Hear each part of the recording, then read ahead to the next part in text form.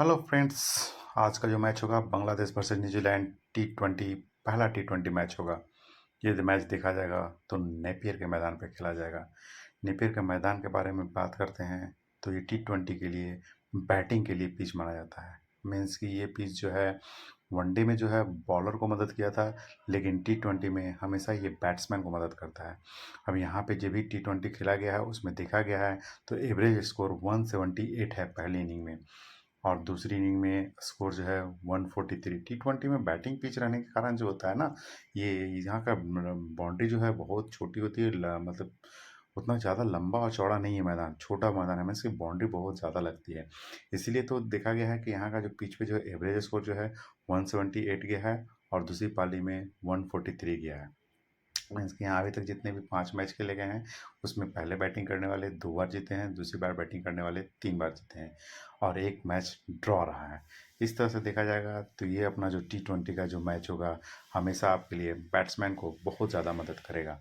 Batsman pitch होने के कारण यहाँ जितने भी होंगे ओपनर बल्लेबाज ज़्यादा ले सकते हैं, बॉलर थोड़ा सा कम नहीं है, क्योंकि यहाँ एक बार भी ऑल आउट नहीं हुआ है। जब टीम ऑल आउट नहीं हुआ है एक बार भी तो सिंस मीन्स कि बैट्समैन को बहुत ज़्यादा मदद करता है। बैट्समैन को मदद करता है मीन्स कि यहाँ फास्ट बॉलर को 80% विकेट मिला है और जो स्पिनर को है 20% विकेट मिला है, जिस कारण से यहाँ हम लोग को टीम बनाने में थोड़ा सा ज़्यादा मदद करेगा और बैट्समैन को हम लोग ज़्यादा ले सकते हैं। अब हम लोग बात कर लेते हैं प्लेइंग 11 की। तो बांग्लादेश का प्लेइंग 11 में सबसे पहले जो होता है लिटन दास विकेट कीपर ओपनिंग करने के लिए आते हैं। उनके साथ हो सकता है 8 तालुकदार आएंगे। First down Najmul Hossain Shanto captain जो है वो आएंगे। उसके बाद देखा टी हृदय हैं आपका, जो भी मेहदी हसन मिराज है, सौम्य सरकार पिछले वनडे में जो है सौम्य सरकार जो है ओपनिंग करने के लिए आए थे। मेरे ख्याल से निचले क्रम में बैटिंग करने के लिए आए। फिर टी हसन आएंगे। फिर आपको जो बॉलर है सैदुल इस्लाम आ जाएंगे। उसके बाद फिर तेज फिर तंजीब हसन सकीब, ये मैंने 12वां प्लेयर रखा है टीएच सकीब को, क्योंकि पिछले मैच में जो है सैदुल इस्लाम, टीएच सकीब और शौमी सरकार ने 3-3 विकेट लिया था वनडे में इसी मैच पे नेपियर के मैदान पे, जिसमें न्यूजीलैंड के खिलाफ 98 पे ऑल आउट कर दिया था इस तीनों बॉलर ने, और बांग्लादेश ने एक ही विकेट पे ये मैच जीत लिया था। अब इस तरह से देखा जाएगा तो ये बांग्लादेश का प्लेइंग 11 हुआ। अब न्यूजीलैंड की बात करते हैं तो सचिन रविंद्र जो है वनडे में ओपनिंग करने आते थे, मेरे ख्याल से इस मैच में भी ओपनिंग करने आ सकते हैं, लेकिन न्यूजीलैंड का प्लेइंग 11 में Finn Allen, mark Chapman opening करने के लिए आएंगे। फर्स्ट डाउन पे डेरी मिचेल, सेकंड पे जी फिलिप्स आएंगे। उसके बाद जिमी निशम आएंगे। उसके बाद फिर आपको सचिन रविंद्र आएंगे और कैप्टन मिचेल सेंटर, मतलब निचली क्रम तक बल्लेबाज हैं। उसका टी शेफर्ड आएंगे। टी शेफर्ड तक बल्लेबाज है मीन्स 8वें क्रम तक। फिर एडम मिलने, बी सेयर्स, इस सोडी, और मेरे ख्याल से टी साउथी को मैंने 12वां प्लेयर लिया है, क्योंकि यंग टीम को हो सकता है कि खेलने के लिए मौका दिया जाए, जिस कारण से टीम साउथी 12वें प्लेयर के रूप में मेरे मैच में रहेंगे मेरे ख्याल से। अब इस तरह से देखा जाएगा तो हम लोग जो है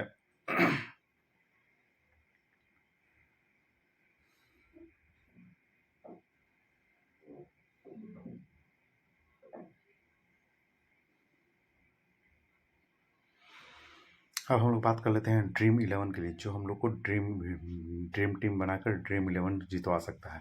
सबसे पहले हम लोग बात करते हैं कि अपना ड्रीम टीम में जो सबसे पहला प्लेयर कौन होगा जो हमको ज़्यादा इम्पैक्ट करेगा, क्योंकि हम लोग को 3 से 4 प्लेयर जो होता है इम्पैक्ट प्लेयर होता है, बाकी सबके 7 से 8 प्लेयर वही रहते हैं जो ड्रीम टीम का हिस्सा होते हैं। सबसे तो पहले तो हम लोग बात कर लेते हैं पहला प्लेयर, तो लिटन दास। नो डाउट लिटन दास विकेट कीपिंग करते हैं और ऊपरी क्रम में बल्लेबाजी करते हैं। अगर 1-2 कैच पकड़ लेते हैं तो लिटन दास जो हमारे सबसे पहले प्लेयर हो जाएंगे ड्रीम टीम का। उसके बाद हम लोग बात करते हैं सेकंड प्लेयर का, 8 तालुकदार। हो सकता है कि हम लोग उनको ना रखें, क्योंकि अगर वो हो सकता है तो नजमुल हुसैन संटे को हम लोग रख लेंगे, क्योंकि वो ओपनिंग क्लब में अगर बल्लेबाजी करने के लिए आते हैं तो आपको वो पहले अच्छे खासे रन भी देंगे। एक 8 विकेट ले लिए तो वो ड्रीम टीम का हिस्सा बन जाएंगे। तो दूसरे प्लेयर में हमारे नजमुल हुसैन संटो रहेंगे। तीसरा प्लेयर का बात कर लेते हैं। तो तीसरा प्लेयर में देखा जाएगा तो शाकिब हुसैन, टी उदय निचले क्रम में आकर बल्लेबाजी करते हैं, लेकिन मेरे ख्याल से आपको मेहदी हसन मिराज जो निचले क्रम में भी बल्लेबाजी करते हैं और बॉलिंग भी कर लेते हैं, तो आपको मेहदी हसन मिराज तीसरे प्लेयर होंगे, इम्पैक्ट करेंगे जो बांग्लादेश की टीम के लिए। फिर चौथे प्लेयर सौम्य सरकार बॉलिंग करते हैं, अगर प्लेइंग 11 में खेलते हैं ओपनिंग करने के लिए आते हैं तो स्पॉट में चौथे प्लेयर जो होंगे सौम्य सरकार होंगे, और ये कैप्टन के भी प्रबल दावेदार होंगे मेरे ख्याल से, क्योंकि ये विकेट भी लेंगे। अब हम लोग 5वें बॉलर बॉलर के लिए देखा जाएगा तो न्यूजीलैंड के पिच पे फास्ट बॉलर को थोड़ा-सा मदद करता है, तो सैदुल इस्लाम को या नज़्मल टी.एच. साकिब को हम लोग रख सकते हैं 5वें प्लेयर के रूप में। तो 5वें प्लेयर में सैदुल इस्लाम, 6ठे प्लेयर में टी.एच. साकिब। 7वां प्लेयर के रूप में बात करते हैं तो हम लोग को उधर से ओपनिंग करने के लिए फिन एलन आते हैं, बहुत ही अच्छा बल्लेबाजी करते हैं, हिट करते हैं। अगर 5 से 6 ओवर वो टिक गए, 5 से 6 ओवर अगर टिक गए तो वो लंबे-लंबे हिट मार के वो अपना 50 कर लेंगे और ड्रीम टीम में कैप्टन के सबसे प्रबल दावा डाल देंगे और मैं इन्हें कैप्टन के रूप में 1-2 टीमें देखूँगा, 1-2 टीम में लिटन दास को देखूँगा क्योंकि ओपनिंग कॉम्बिनेशन न्यूजीलैंड के पिच पे बैट्समैन को बहुत मदद करता है। फिर ओपनिंग में सचिन रविंद्र या मार्क चैपमैन, जो भी आपको ओपनिंग करने के लिए आएंगे उनको हम लोग अपने 8वें प्लेयर के रूप में रखेंगे। तो सचिन रविंद्र या मार्क चैपमैन।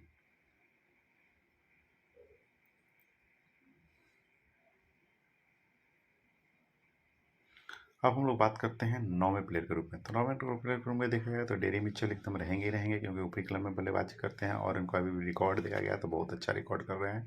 फिर जी फिलिप्स आपका 10वें प्लेयर के रूप में होंगे। जी फिलिप्स को रखना ही रखना है क्योंकि मिडिल ओवर में 2 से 3 ओवर करेंगे, लेफ्टी हब बॉलर को विकेट मिल लेफ्टी बैट्समैन को विकेट ले लेते हैं।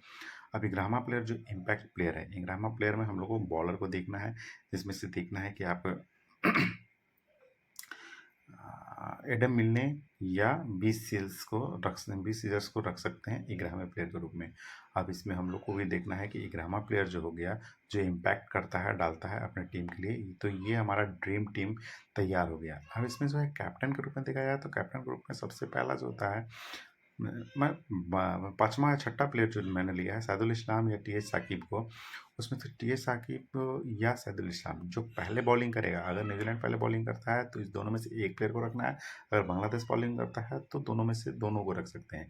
इस तरह से आपको देखा जाएगा तो इसमें से एक प्लेयर को आप हटा सकते हैं और इस प्लेयर की जगह पर आप किसी एक दूसरे प्लेयर को इम्पैक्ट के रूप में रख सकते हैं, जो जिमी नीशम हुआ। जिमी नीशम जो निचले क्रम में अगर 3 से 4 ओवर बैटिंग करते हैं तो लंबा-लंबा स्कोर डाल सकते हैं और अपने टीम को बहुत मजबूती दे सकते हैं। तो ये इस तरह का 11 प्लेइंग 11 हुआ जो हमारे टीम के लिए ड्रीम टीम जिताने के लिए बहुत ही काफ़ी है। सबसे पहला फिन एलन कैप्टन, दूसरा लिटन दास कैप्टन, तीसरा आपको नजमुल हुसैन सेंटर क्योंकि ऊपर कैप्टन के रूप में आते हैं, सौम्य सरकार चौथा क्योंकि ये जो है आपको बॉलिंग भी कर लेते हैं इस टीम में और 4 ओवर का कोटा पूरा करने मीडियम ओवर में और विकेट भी निकालते हैं और रन भी मारते हैं और ओपनिंग करने भी आते हैं। 5वां को सचिन रविंद्र अगर ऊपरी क्रम में बल्लेबाजी करते हैं तो आपको कैप्टन के रूप में ये 5वें प्लेयर के रूप में आएंगे सचिन रविंद्र। इस तरह से ये ड्रीम टीम बनाकर जो है कैप्टन वाइस कैप्टन बना के आप अपने टीम को जिता सकते हैं और ड्रीम टीम जीत सकते हैं।